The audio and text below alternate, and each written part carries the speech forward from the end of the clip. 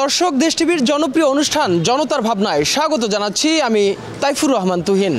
দর্শক, বরাবরের মতো আজও আমরা সমসাময়িক নানা বিষয় নিয়ে সাধারণ মানুষের মূল্যবান তুলে ধরব। দর্শক, আজকে আমরা জেনে নিতে চাই সম্প্রতি নানা ষড়যন্ত্রের মধ্যে চলছে বাংলাদেশ। এই বিষয়গুলো নিয়ে আসলে সাধারণ মানুষ কি বলছেন তাদের মুখ থেকে আমরা সরাসরি জেনে নিতে চাই, আপনার থেকে জানতে চাই। আমরা দেখেছি সচিবালয়তে আগুন, সেই সাথে দেশি বিদেশি নানা চক্রান্ত। এই বিষয়গুলোকে তো আসলে কিভাবে দেখছেন আপনি? আসলে সত্যি কথা, এই যে আমরা এই দেশে বসবাস করি, 30 লক্ষ লোক রক্তের বিনিময়ে আমরা দেশটাকে স্বাধীন করেছি। আসলে সত্যিকার আমরা কি দেশ স্বাধীন করতে পেরেছি? আজকে দেখেন, এই যে বর্তমান যে সরকার বিগত 18 বছর 14 বছর এই দেশ শাসন করে গেছে, তো আমরা তো তাদের কাছে চেয়েছি আমরা এই দেশটাকে ভালোবাসি, আমরা সুন্দরভাবে চলবো, বাজার নিয়ন্ত্রণে থাকবে, আইন শৃঙ্খলা আমরা সঠিকভাবে প্রয়োগ হবে। কিন্তু আজকে আমরা কি দেখতে পাচ্ছি? আমরা দেখতে পাচ্ছি বাজারের ঊর্ধ্বগতি, আমরা দেখতে পাচ্ছি প্রশাসনকে ভ্যানিশ করে দিয়ে গেছে, আমরা দেখতে পাচ্ছি অর্থনীতিকে ধ্বংস করে দিয়েছে, প্রতিটা ব্যাংক খালি করে দিয়ে গেছে। এটার নাম কি বাংলাদেশ? এভাবে কি চলতে পারে দেশ? তো আমরা চাই এই দেশটাকে আবার সুন্দরভাবে ঘুরতে, প্রত্যেকটা মানুষ এবং প্রত্যেকটা জনগণ যেন নিজের মতো করে দেশটাকে ভালোবাসে এবং জাতিকে সম্মানভাবে রাখে। সচিবালয়ে আগুন হয়েছে, 2টা কক্ষে 2টা সেট তো পুড়তে পারে না, আগুন লাগলে সচিবালয় পুরোটাই পুড়ে যাবে। তা এই ধরনের ন্যাক্কারজনক কাজ কারা করতে পারে, কারা করেছে, এটা সঠিকভাবে তদন্ত করা উচিত, যেন ভবিষ্যতে আর কোনো দল বা নির্বিশেষ কোনো ষড়যন্ত্র যেন এভাবে কাজ না করতে পারে। প্রশাসনের উপরে সঠিকভাবে তদন্ত এবং নির্দেশ দিতে হবে এটাকে। আগস্ট বিপ্লবের পরবর্তীতে এই দেশ থেকে আমরা যে ফ্যাসিবাদ নির্মূল করতে পারছি তা নয়, এখনও অনেক ফ্যাসিবাদ বিভিন্ন প্রতিষ্ঠানে, বিভিন্ন অঙ্গনে, বিভিন্ন সেক্টরে রয়ে গেছে।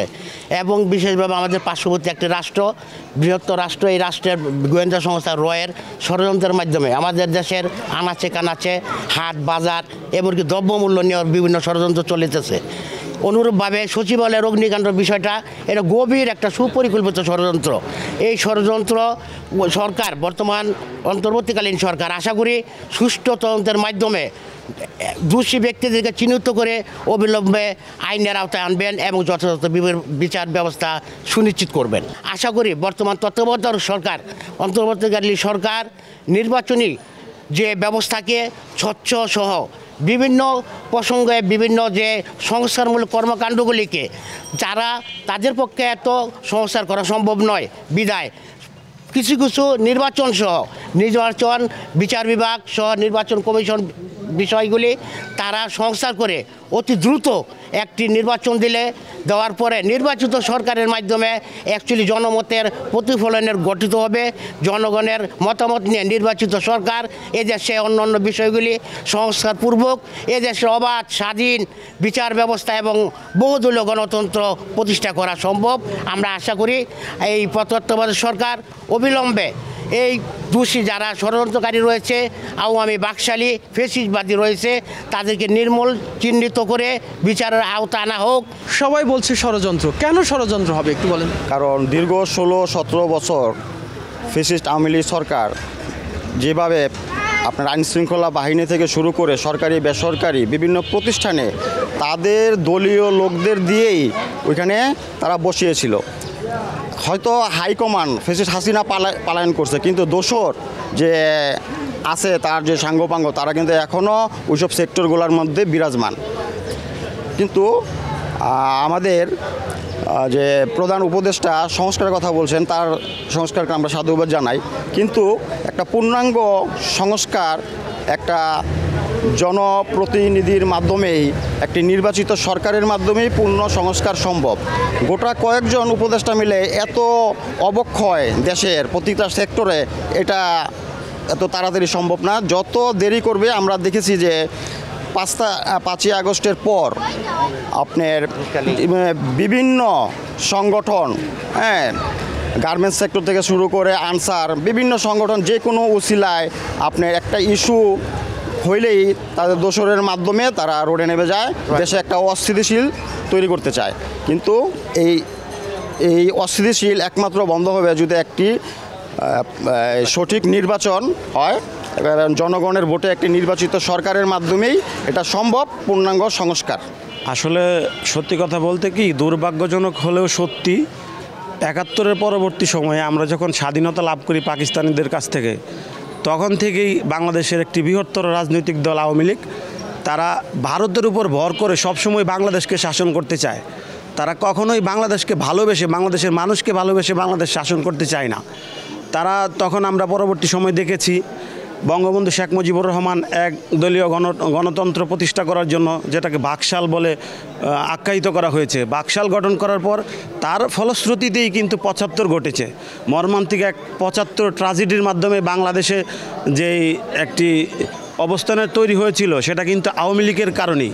আওয়ামী লীগের ফেসিবাদ, আওয়ামী লীগের যে এক ধরনের গণতন্ত্রের প্রতি যে অনীহা, তারা নিজেদেরকে বাকশালীয়ভাবে প্রচার করতেই ভালোবাসে।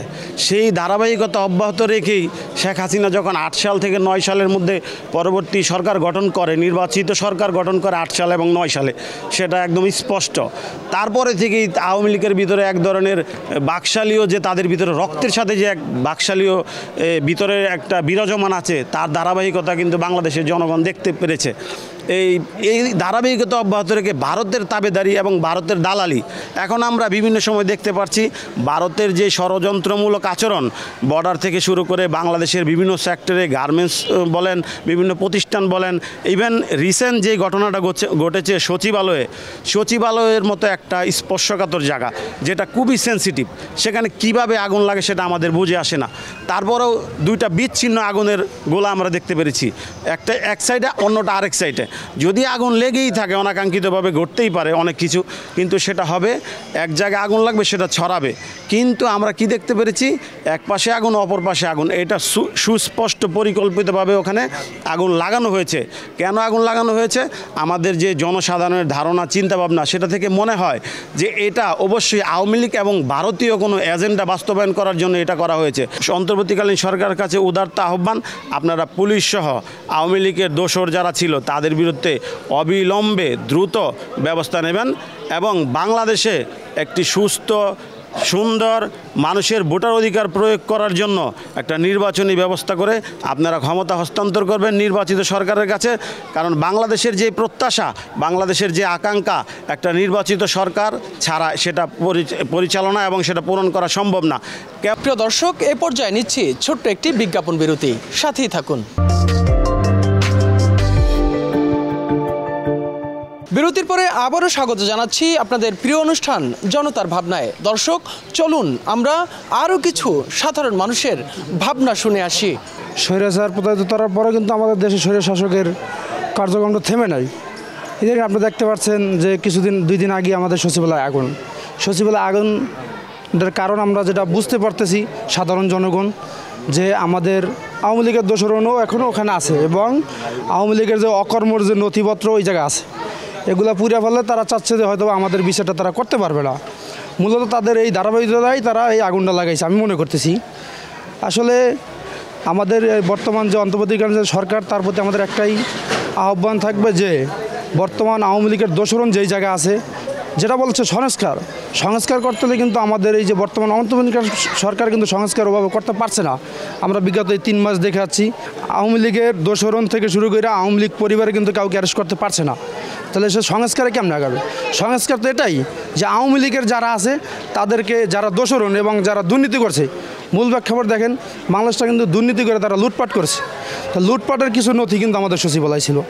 এটাও একটা কারণ যে দুর্নীতি করছে, যেহেতু দুর্নীতি ধরা পড়বে সেজন্য কিন্তু তারা এই নথিপত্র পড়ার জন্য আগুন দিতে পারে তার দোষণরা। আর দেখা যায় আপনার সংস্কার করতে হলে কিন্তু নির্বাচিত সরকার ছাড়া সম্ভব না। যতটা আশা করছি এই অন্তর্বর্তীকালীন সরকারের কাছ থেকে আমরা ততটা পাচ্ছি না। যদি আমরা পেয়েই থাকি তাহলে এই যে আপনার সচিবালয়ে যে অগ্নিকাণ্ডটা হয়েছে, এটা হওয়ার কথা ছিল না। যেখানে অগ্নিকাণ্ড হয়েছে অবশ্যই এই আওয়ামী লীগের দোসররা এখনও আমাদের দেশে রয়ে গিয়েছে। তো এই আওয়ামী লীগের দোসররা আমাদের দেশে যেহেতু রয়ে গিয়েছে, এদেরকে যেভাবেই হোক আইনের আওতায় আনা হোক। এদেরকে আইনের আওতায় না আনা হলে তারা আরও নাশকতা করার চেষ্টা করবে এবং চালিয়ে যাবে। এতে আমাদের বাংলাদেশে যারা আমরা জনগণ আছি তাদের সবারই সমস্যা হবে এবং ক্ষতিগ্রস্ততায় তারা থাকবে। অতএব আমরা আশা করি এই অন্তর্বর্তীকালীন সরকারের কাছ থেকে যারা আওয়ামী লীগের দোসররা ছিল এবং রয়ে গেছে তাদেরকে সুষ্ঠু আইনের আওতায় আনা হোক। বাংলাদেশের বর্তমান পরিস্থিতি, দ্রব্যমূল্য বলেন, সব কিছুতে আপনার অবস্থা কেমন? দ্রব্যমূল্য দাম আপনার খুবই ভালো, মানে এত যে ভালো, জনগণ এতে খুব খুশি, এত খুশি যে আপনার ওগুলোকে বাজারে কিনতে গেলে যেটা ওগুলোকে আপনার 30 টাকার কেনা কথা সেটা কেনা লাগে 70 টাকায়। তাহলে দ্রব্যমূল্য ভালো দেখে তো আপনার এই অবস্থা। জনগণ যে আপনার যে কীভাবে চলতে আছে, ঠিক আছে নি, এইদিকে কেউ দেখে না। বর্তমান যে সরকার আছে সেও এদিকে কোনো ফলো করে না। ছাত্র জনতা তারাও দেখতে আসে না। তার জনগণ কার কাছে বলবে?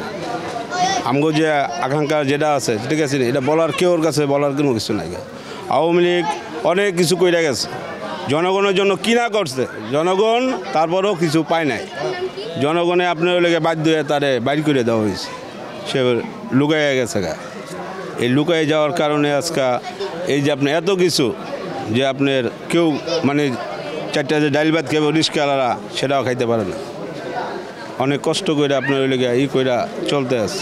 ছাত্ররা আন্দোলন করেছে, আমরা এটা অনেক বড় একটা কিছু করতে পারছিলাম, আশা করেছিলাম যে হয়তোবা আমরা 2007 সালে 8 সালে যে দ্রব্যমূল্যটা আমরা খেয়েছি আমরা সেটা পাবো। যেমন আপনার আওয়ামী লীগ সরকার যখন নির্বাচন করেছে, যখন উনি ক্ষমতায় আসতে চেয়েছিলেন, নির্বাচন হয়েছে, তখন উনি বলেছিলেন আমাদের চালের কেজি 10 টাকা খাওয়াবে বা ডালের কেজি 8 টাকা থেকে 12 টাকা হবে। সেটা বিনিময়ে উনি আমাদেরকে শেষ পর্যন্ত খাওয়া গেছে আপনার 50 থেকে 60 টাকা কেজি মধ্যে চাল আমরা পেয়েছি। সেটা কিন্তু উনি করতে চাননি। যিনি আমার বড় ভাই বললেন যে চালের দাম বা সবজির দাম কমেছে, সেটা আহামরি কমে নেই। আপনি এখনও বাজারে যে দেখতে পারেন টমেটোর কেজি আপনার 150 টাকা 120 টাকা কেজি উপরে, আলু আপনার 70 টাকা 60 টাকার উপরে। এটা কিন্তু অতটা আহামরি না। যেমন আমাদের মতো সাধারণ ব্যক্তিরা আমরা কয় টাকা বেতন পাই, আমরা কয় টাকা কী করতে পারি? যদি আমাদের সারা মাসে বাজার খরচ চলে যায় 20,000 টাকা, আমরা কামাই কয় টাকা? আমাদের আর কি যেটা আর কি আমার থেকে আমি বলতেছি, আমি বেতন পাই মাসে 20,000 টাকা। আমি সেই ক্ষেত্রে আমি যদি বাজার করি আমি আপনার 15 থেকে 16,000 টাকা, আমার তো আরও ভাড়া আছে, ঘর ভাড়া আছে, আমার ফ্যামিলি খরচ আছে, সেটা আমি কীভাবে চালাবো? সেটাই আমার অন্তর্বর্তীর কাছে একটাই দাবি, যাতে বাজার মূল্যের দামটা কমবে বা একটা সুস্থ একটা নির্বাচন দিবে। এই দেশের জনগণরা সে আদর করে নাই, সে চাইছে ক্ষমতা। মিছা কথা কইয়া ক্ষমতা আইছে, 10 টাকা কইরা চাল খাওয়াইব, ঘরে ঘরে চাকরি দিব, এই কথা কইয়া জনগণের তো ভোট নিয়া সে ক্ষমতায় বইয়া এই জনগণরা সে আর চায় নাই। সব কিছুর দাম বাড়াইয়া দিছে। তারপর দেখেন ছাত্র পুলিশ সব মিলাইয়া এই যে গন্ডগোল লাগাই দিয়া হ্যাঁ টক্কর করে পলাইয়া সবাই রে থুইয়া গেছে গা ভারত গিয়া এখানে বইয়া গুড়ি চাল দিয়া আগুন ধরাইয়া দিচ্ছে। এই আগুন ষড়যন্ত্র করে ধরাইয়া আবার সে বাংলাদেশে আসবে, কখনো হবে না। তাকে বাংলাদেশে আর আনা হবে না। হ্যাঁ, তাকে বাংলাদেশে আনা হবে বিচারের জন্য, তার বিচার এই বাংলার মাটিতেই হবে, তাকে বাংলাদেশে আনা হবে। সাধারণ জনগণ শান্তি চাই, শান্তিভাবে আমরা খেয়ে পড়ে বাঁচতে চাই। আমরা কোনো জ্বালা ফাড়া হামলা মামলা হুম গুম এগুলো আমরা সাধারণ জনগণ আমরা চাই না। আমরা দেশে যারা আছি, আমরা যে মহল্লায় দোকানদারি করি, এলাকায় আমরা ব্যবসা বাণিজ্য করি, আওয়ামী লীগের লোকের জন্য আমরা ব্যবসা বাণিজ্য করতে পারি না। তারা আমাদের থেকে আমরা সদাই চাউল ডাউল নিয়ে সদাইপাতি নিয়ে বিভিন্ন লোকেরা দান সারাত করে, আর আমরা বেচা কিনা করলে আমাদের দোকান থেকে নিজেরা টাকা লয়ে যায় এবং কি ক্যাশের থেকে টাকা লয়ে যায়। আমরা জোরপূর্বক কোনো কিছু ব্যবসা বাণিজ্য আমরা করে খেতে পারি নাই। এই সমস্ত জিনিসগুলো তারা আমাদেরকে করার পর এখনও তাদের এলাকার ভিতরে দেশের ভিতরে আওয়ামী লীগের লোকজন আমরা ছড়াই রয়েছে, এগুলারা এখনও জায়গা মতো ধরে এখনও তাদেরকে কিছু করা হয় নাই, যার কারণে দেশে এখনও এগুলো সমস্যা। এমনভাবে তারা দেশের মধ্যে জনগণ আওয়ামী লীগের লোক সাজাইছে, এই সাজানোগুলোর কারণে ঝামেলা করতেছে। এই ঝামেলাগুলো তাদের কারণে, এগুলোর কারণে আমরা বিপদের মধ্যে আছি। এই বিপদগুলো তারাই আমাদেরকে করাই দিয়েছে, কিন্তু আমরা দেশের সাধারণ জনগণ আমরা এগুলোর থেকে বাইরে আমরা বাঁচতে চাই। যে দুর্নীতি হচ্ছে, যেই অপকর্মগুলো হচ্ছে, প্রত্যেকটা জায়গায় ফেসিবাদ এখনও আছে। আমরা চাই এই ফেসিবাদগুলোকে সবাইকে সরাইয়া সুন্দর সুষ্ঠুভাবে একটা নির্বাচন দিয়া সুন্দর একটা সরকারকে চাই, যে সরকার আমার আপনার মধ্যবিত্ত সবার ভালো চাবে, সবার কাছে সে যায় কথা শুনবে। এরকম একটা আমরা সরকার চাই, যে সরকারটা আপনার সবার ভালো চাবে, সবার দেখাশোনার দায়িত্ব নিবে। কারণ আমরা আগে প্রায় 17 বছর 18 বছর যাবৎ ভুক্তভোগী। আমরা রাস্তাঘাটে বেরোতে পারি নাই, ঠিক মতন চলাফেরা করতে পারি নাই।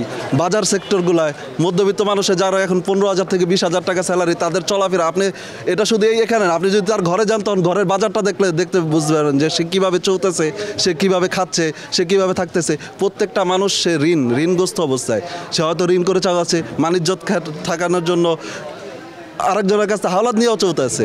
কিন্তু এইটা তো আসলে চলার উদ্যোগতি হয় না। মানুষ তো চলতে চায় যে স্বাভাবিক মাধ্যমে কিভাবে চলবে, কিভাবে সে শান্তিসুষ্ঠুভাবে বসবাস করতে পারবে। সেটা অবশ্যই অন্তর্বর্তী সরকারকে এই জন্য এখানে বসানো, যে সে একটা ভালো লোক দেখে, ভালো মানুষ দেখে যাতে নির্বাচন আসতে দেয়। প্রিয় দর্শক, এ পর্যায়ে নিচ্ছি আরও একটি বিজ্ঞাপন বিরতি, সাথেই থাকুন। বিরতির পরে আবারও স্বাগত জানাচ্ছি। দর্শক, চলুন সাধারণ মানুষের অসাধারণ কিছু ভাবনা শুনে আসি আমরা। সরকার দরকার, দিনকাল বর্তমানে বাজার মূল্য ঊর্ধ্বগতি, এটা আমাদের সাধারণ জনগণের কাম্য না। আমরা চাই অতি দ্রুত নির্বাচন দিয়ে একটা গণতান্ত্রিক সরকারের দরকার। আর এই দেশে যে কোনো ফ্যাসিবাদ, কোনো মৌলবাদ, কোনো কিছু না থাকে, এইটাই দরকার। এইটাই আমরা চাই সাধারণ জনগণ, আমরা শান্তি চাই। আসসালামু আলাইকুম। আমাদের দেশে এখন যেই অরাজকতা দেশ চলছে, এভাবে একটা দেশ চলতে পারে না। যদি সুস্থ একটা নির্বাচন হয়, সভ্য রাজনীতি এবং সেই রাজনীতির দলটা যেন সৎ হয়, ওই সতের যেন আমাদের সমস্ত মা বাপ ভাই বোন যারা আছে তারা যেন সুস্থভাবে থাকতে পারে, কারো যেন না পাল্লানো খেলতে হয়। যারা আসবেন তারাও, যারা বিরোধী দল থাকবেন তারাও যেন না পলাইতে হয় কোনো দিন। এই জন্য আমি সবার জন্য সুকামনা করছি, সুসভ্য রাজনীতি চাচ্ছি এবং বাজার দ্রব্য ভালো চাচ্ছি যেন রাখতে পারে, তারা যেন এই ধরনের সুসম্পর্কভাবে কাজ করে, মিলিতভাবে। সামান্য কাজ করে সে 400 কোটির মালিক, সে হাসিনা বলে এটা কোনো আর্থিক ব্যাপার, এটা কোনো ঘটনাই নাই। তাহলে দুর্নীতি সরকার যদি একটা হাসিনার মতন কর্মচারী যদি সাধারণ ঘর সারু দেওয়ার যদি 4,000 কোটি টাকার মালিক হয়, সেটা কেমন তারা প্রধানমন্ত্রী বলতে পারে যে একটা এটা আর্থিক ব্যাপার, এটা কোনো ঘটনাই না? তখন ওনার তো কোনো যোগ্যতাই নাই। উনি তো ইহুদি থেকেও খারাপ। উনি মানুষের পরে তার করলি নামাজ পড়বা, 5 ওয়াক্ত নামাজ করবা, উনি নিজেই তো ভণ্ড। উনি কী নামাজ পড়বো? ওনার মতন ভণ্ডবাদী এই বাংলার মাটিতে আর কোনোদিন আসতে পারবে না। এবং ওনাকে জনগণের হাতে তুলে দিতে হবে এবং জনগণের ওনার অ্যাকশন বিচার করা হবে। উনি এই বাংলার মাটিতে মানুষের হাজার হাজার মানুষের ক্ষতি করছে। আজকাল মনে করেন প্রতিটি দোকানে লুটতরাজ করে, এই নিউ মার্কেটে আছে ব্যাংকের পুলিশের টাকা নেয়। এইভাবে দেশ চলতে পারে না। এবার কোনো মানুষে কোনো শান্তিতে ব্যবসা বাণিজ্য করতে পারে না। এরা সব জায়গায় লুটতরাজ, সব জায়গায়। এদেরকে এই বাংলাদেশ থেকে উৎখাত করতে হবে। আওয়ামী লীগের কোনো বংশই বাংলাদেশে থাকতে পারবে না। এই দেশে বাংলাদেশ চাই এরকমই, যেন সুষ্ঠু নির্বাচন হয়, আওয়ামী লীগের দোসররা জানি আর এই দেশে না ফিরে আসতে পারে। আর আমাদেরও সবার সজাগ থাকতে হবে যে আওয়ামী লীগ জানি আমাদের কোনো সিন্ডিকেটের সাথে জানি সিন্ডিকেট না করতে পারে, বিএনপির ছেলেদের সাথে যায়। তা আমি চাই এই দেশ যেভাবে সুন্দর হবে সেভাবে জানি সংস্কার করা হয়। আর এই দেশের নিয়ে অনেক ষড়যন্ত্র হইতেছে, সেই ষড়যন্ত্র মোকাবেলা আমাদের সবারই একসাথে ঐক্যবদ্ধ হয়ে করতে হবে। না হলে তো আমরা এই দেশ কিছুই করতে পারবো না। কারণ এই আওয়ামী লীগ দোসররা যেভাবে আরও ষড়যন্ত্র করতেছে, এই দেশের ভিতরে ঢুকার চেষ্টা করতেছে, আমরা তাদের সবাই ঐক্যবদ্ধ হয়ে একসাথে মিলে তাদের রুখে দিব। তা আমরা এই আওয়ামী লীগ এই সরকারি দেশে থাকার পর আপনারা দ্রব্যমূল্য দেখেন, কাঁচামরিচ ছিল 1000 টাকা কেজি, সব কিছু দাম ছিল। এখন এই সরকার নাই, আস্তে আস্তে দ্রব্যমূল্য নিয়ন্ত্রণে আসতেছে। প্রধান উপদেষ্টার উচিত যে সংস্থার মাঝে মাঝে আমাদের নির্বাচনটা জানি এগিয়ে নিতে পারে, সেই কাজ করা উচিত। আমি দেশের মানুষের প্রতি জানাইতেছি আমার সালাম। আসসালামু আলাইকুম রহমতুল্লাহি ওয়া বারাকাতুহু। আমি দেখছি 2018 সালেতে যখন নির্বাচন শুরু হইব, তখন মনে করেন নির্বাচনে মনে করেন যে আওয়ামী লীগের দল ছাড়া বিরোধী দল ক্ষমতায় যাইব, এই উদ্যোগে এই মাধ্যমে রোডে নামতে পারে নাই। আওয়ামী লীগ সরকার মনে করেন যে সাধারণ মানুষেরও মনে করেন যেরকম ফাও গ্রেপ্তার করে জেলে ভরছে, সেরকম মনে করেন যে দলীয় লোক, বিরোধী দলের আওয়ামী লীগের বিরোধী দল যেরকম লোক আছে, এরকম লোকেরাও মনে করেন যে ফাও মনে করেন যে নিরহ মানুষের ফাও মনে করেন গ্রেপ্তার করাইছে আওয়ামী লীগের লোকে। অপব্যবহার করছে, ক্ষমতার সদ্ব্যবহার করে নাই। বড় বড় নেতাকর্মীরা হে মনে করেন যে মাইরা লাইছে, তা আপনাদের জানা আছে। তবে এরকম খারাপ মনে করেন বাংলাদেশে যাতে না হয়। বাংলাদেশে সবাই মানুষ, আমরা ছোটোকালে বইতে শুনছি আমরা সবাই রাজা, রাজা না হইলে রাজার রাজত্বে কেন মিলমু? আল্লাহ তাআলা আমাদের সবাইরে বানাইছে, সবাই মিলামিশে একসাথেই থাকমু। হ্যাঁ, ইনশাল্লাহ। তবে আমি চাই বাংলাদেশে সুষ্ঠু, সুন্দর, নিরাপদ একটা নির্বাচন হোক, মানুষের ন্যায্য অধিকার বাস্তবায়ন করা যাতে যা ভোট দিতে পারে, এই লক্ষ্যে আমি মনে করেন যে দেহার আশাবাদী। আমি চাই যাতে সুন্দরভাবে সুষ্ঠুভাবে নির্বাচনটা উনি দেয় খুব শীঘ্রই। যত দেরি করবো ততই আরও সংস্কারের কথা বলে এটা আমাদের একটা ধোঁকা দিতেছে এই সরকার। ঠিক আছে, আমরা চাই খুব শীঘ্রই নির্বাচনটা দিয়ে এই দেশটাকে খুব শান্ত করুক। ঠিক আছে, নাহলে খুব শীঘ্রই মানে দেশে খুব আন্দোলনের একটা দেখা যাচ্ছে, আমরা দেখতেছি। ঠিক আছে, কারা আন্দোলন করবে, কেন করবো? এই যে জনগণ, সাধারণ জনগণ করবে, যে যার জন্য আমরা এই করছি, এই কোটা আন্দোলনের যে এইটা হলো, ওটা তো আমাদের হইতেছে না, জনগণের তো এটা হইতেছে না। যেমন নিত্যপণ্যের দাম, তারপরে যে মানুষের চলাফেরা, এই যে ছিনতাই ডাকাতি বেশি বাইরে গেছে, বেশি হইতেছে। কারণ আইন শৃঙ্খলা বাহিনী ওনারা তো ঘুমাইতেছে থানায় বসে, ওনারা তো কোনো এই ব্যাপারে কোনো নেই। ঠিক আছে, আমি চাই খুব শীঘ্রই ইউনূস সরকার এই দেশটাই খুব একটা নির্বাচন দেব, এটা আমার। তাহলে আওয়ামী লীগ তো নাই, কারা চাঁদাবাজি করছে এখন, কেন এরকম? আওয়ামী লীগ নাই, আওয়ামী লীগের কিছু পেতাত্তা রেখে গেছে। ঠিক আছে, ওনারা করতেছে। ঠিক আছে, আমাদের উপর দোষ চাপানোর জন্য, বিএনপির উপরে, আর কিছুই না। ও আওয়ামী লীগ চলে গেছে, কিন্তু মূল হোতা রয়ে গেছে আমাদের দেশে এখনও। সচিবালয়ের ঘটনায় দেখেন, কোনো সময় এটা কেউ ভাবছে যে সচিবালয় এখানে আগুন লাগার কথা, এই দোষারোপ বাঁচানোর জন্য, এই ফাইলপত্র সব গুম করে দেওয়ার জন্য, সব পুরাই ফেলবো, সব শেষ, কোনো প্রমাণ নাই। এই জন্য এই দেশে একটা অরাজকতা সৃষ্টি করতেছে ভারত বৈশাখ শেখ হাসিনা। আমি চাই খুব শীঘ্রই তত্ত্ব সরকার একটা সুন্দর, একটা সুষ্ঠু একটা নির্বাচন দেব। প্রিয় দর্শক, সমসাময়িক নানা বিষয় নিয়ে সাধারণ মানুষের মূল্যবান মতামত শুনলাম আমরা। আজ এ পর্যন্তই।